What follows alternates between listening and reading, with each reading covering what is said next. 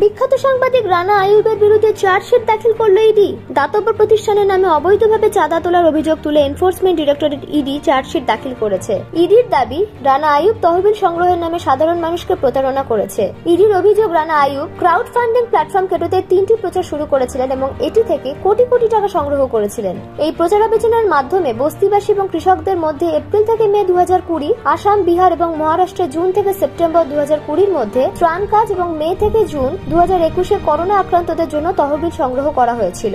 ইডির মতে এই সময় রানা আইয়ুব 2,69,00,000 টাকার অনুদান পেয়েছেন, যার মধ্যে 80,49,000 টাকা বিদেশ থেকে এসেছিল। এরপরে আয়কর বিভাগ রানা আইয়ুবের বিরুদ্ধে ফরেন কন্ট্রিবিউশন রেগুলেশন অ্যাক্ট লঙ্ঘনের জন্য তদন্ত শুরু করলে রানা আইয়ুব বিদেশি অনুদান ফিরিয়ে দেন। ইডির অভিযোগ অনুযায়ী অনলাইন প্ল্যাটফর্মে তোলা তহবিল প্রথমে রানা আইয়ুবের বাবা ও বোনের অ্যাকাউন্টে আসে এবং এখান থেকে আইয়ুবের ব্যক্তিগত অ্যাকাউন্টে স্থানান্তরিত হয়। এর মধ্যে 50 লক্ষ টাকা দিয়ে আইয়ুব নিজের জন্য একটি ফিক্সড অ্যাকাউন্ট খোলেন এবং 50 লক্ষ টাকা অন্য ব্যাংক অ্যাকাউন্টে স্থানান্তরিত হয়। ত্রাণ কাজে ব্যয় হয়েছে মাত্র 29 লাখ টাকা। এনফোর্সমেন্ট ডিরেক্টরের অভিযোগ, রানা আইয়ুব ত্রাণ কাজের নামে খরচ দেখাতে জাল বিল জমা দিয়েছেন। ইডি অভিযোগপত্রে লিখেছে, রানা আইয়ুব সাধারণ জনগণের কাছ থেকে প্রাপ্ত তহবিলগুলি পাচার করেছিলেন এবং তারপরে এই তহবিলগুলিকে নিষ্ক্রিয় হিসেবে দেখানোর চেষ্টা করেছিলেন।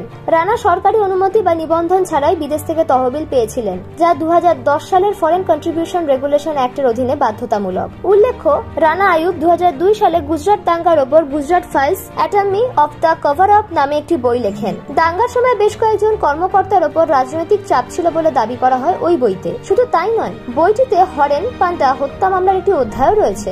বইটিতে তদন্তকারী কর্মকর্তা ওয়াইএ শেখের অভিযোগের কথাও উল্লেখ করা হয়েছে। বর্তমান কেন্দ্রীয় সরকারের অন্যতম বড় ক্রিটিক রানা আইয়ুব। সরকার বিরোধী হওয়ায় তাকে টার্গেট করেছে কেন্দ্রীয় সরকার বলে দাবি বিভিন্ন সামাজিক কর্মী। রানা আইয়ুব নিজেও এসব দাবি ইডির দাবিকে রাজনৈতিক উদ্দেশ্য প্রণোদিত বলে দাবি করেছেন। Bureau report, NBTV.